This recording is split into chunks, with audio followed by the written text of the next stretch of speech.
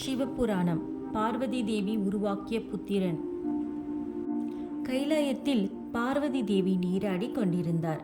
அப்போது அந்த புறத்தில் யாரும் நுழையாத வண்ணம் நந்திதேவர் காவல் காத்து கொண்டிருந்தார்.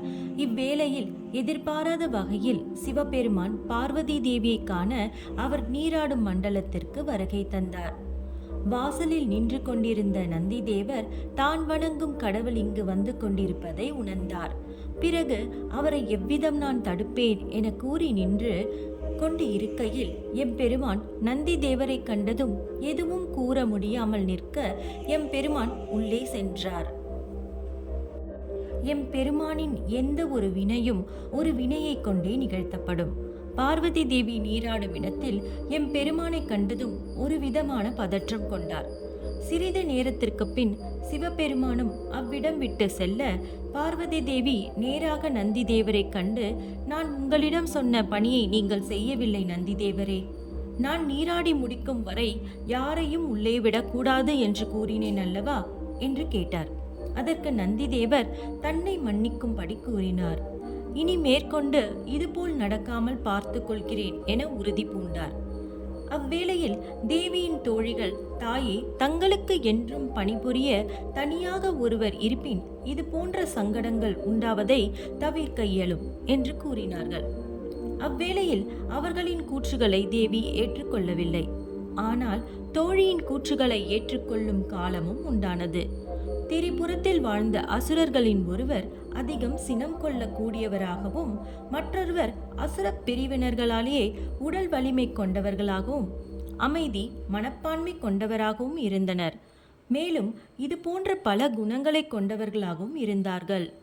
திரிபுரத்தில் வாழ்ந்த அசுரர்கள் அனைவரையும் திரிபுர வேந்தர்கள் தங்களது கட்டுக்குள் வைத்திருந்தனர். மேலும் திரிபுர பட்டணங்களில் சிவபெருமானுக்கான வழிபாடுகளும் பூஜைகளும் சிறப்பாக நடைபெற்று கொண்டிருந்தன. பட்டணங்களில் நடைபெற்ற வழிபாடுகள் தேவர்களின் வழிபாட்டினை விட மிகவும் உயர்ந்தவனதாகவும் இருந்தன. இருப்பினும் அவர்களின் செயல்பாடுகள் மற்றவர்களின் செயல்பாடுகளை பாதிக்கும் வண்ணம் இருந்தன. அதாவது அவர்களின் பட்டணமானது ஒரு இடத்திலிருந்து மற்றொரு இடத்திற்கு சென்று உலாவிக் கொண்டிருந்தன. இந்த பட்டணமானது திடீரென மேலே செல்வதும் திடீரென கீழே இறங்குவதுமாக இருந்தது. அவ்விதம் அப்பட்டணத்தின் அடியில் அகப்பட்ட உயிர்கள் யாவும் அழிந்தன. மீண்டும் சிவபெருமான் பார்வதி தேவி நீராடும் போது வருகை தந்தார்.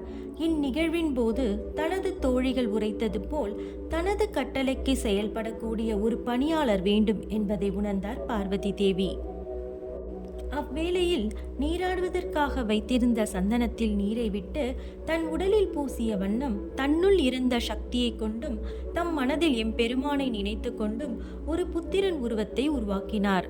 அந்த அழகிய உருவத்துடன் விளங்கும் அப்புத்திரனுக்கு கணன் என்று பெயர் வைத்து ஆசையோடு அணைத்தார். பின்பு தன் மைந்தனிடம் அழகிய அணிகலன்களை மற்றும் ஆடைகளை கொடுத்து அவரை என்றும் தீர்க்க ஆயுளுடன் இருப்பாயாக என்று கூறி ஆசிர்வாதம் செய்தார். கண்ணன் தன் தாயின் காலில் விழுந்து ஆசிர்வாதம் பெற்று, இவ்வேளையில் தான் உங்களுக்கு ஏதாவது செய்ய வேண்டியுள்ளதா என்று கேட்டார். பார்வதி தேவியோ கணனை அன்போடு அழைத்து அவரின் முகத்தில் முத்தமிட்டு அணைத்து கொண்டார்.